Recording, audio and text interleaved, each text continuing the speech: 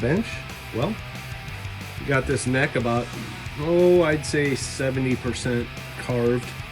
Starting to get the good, real good contour, a real good feel to it. It's got to be thinned out up here more, and actually back here too, but it's getting there.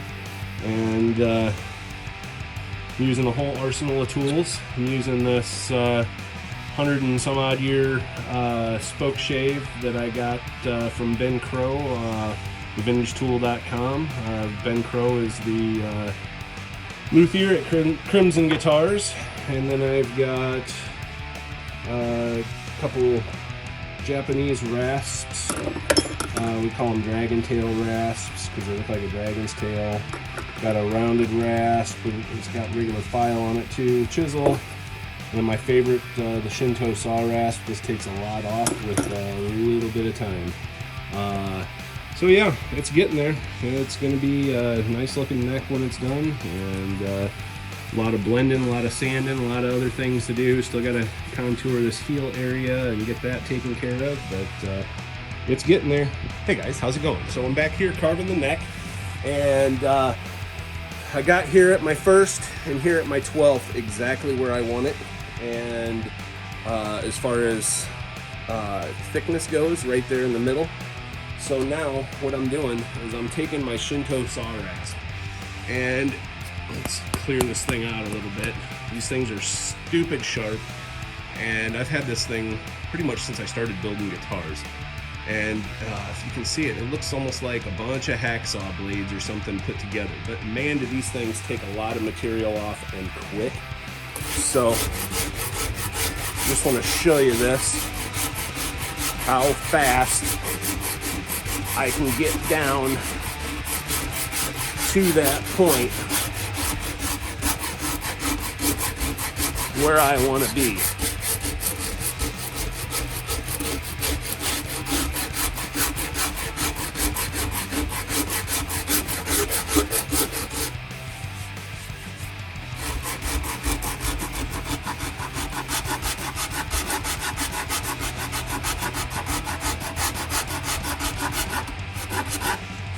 And that will need a bunch more massaging, but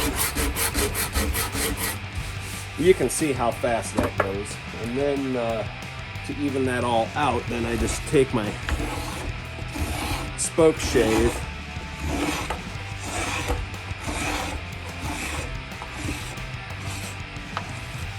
just gives me a smoother surface to start with.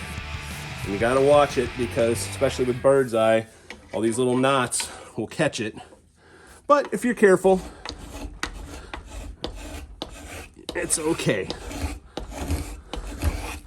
Still got a little bit left to go, but I'm gonna switch tools and I'm gonna go to my favorite little rasp here and tip with these. These have a really sharp point on them, so it's good to use 2 hands with these. So put a file handle on the end and do the same thing with this one. That way it saves your hands. So anyway. All right, so after I initially get it carved to exactly where I want it, or pretty close to where I want it, I take a piece of 80, 120, 150, whatever I got laying around, and just go over it real quick. We're not looking for precision here, but this takes all the, or a lot of the rasp marks out, and then you can feel where your high and low spots are. Definitely got a high spot here, a couple low spots throughout there. Definitely still got a low spot here, so that helps because when they're rough from the rasps, you can't feel that. So now I can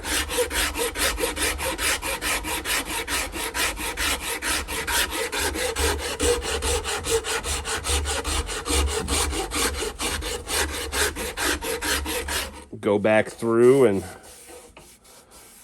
try and get your high and low spots and just make everything fairly even. That makes for less sanding in the long run.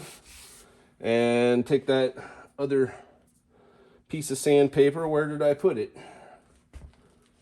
Well, it fell on the ground, so I got this used piece of 80 grit here.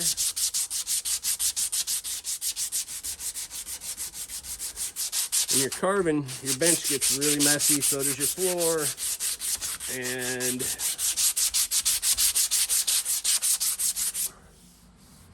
so it's not a clean job by any means. But now I can feel that that neck is pretty aesthetically good throughout, and with a lot of sanding in my near future, it will be good. Another thing I need to do is up here finish, like I got this carved, so now I need to smooth all of this out, and this piece of 80 grit's about shot, but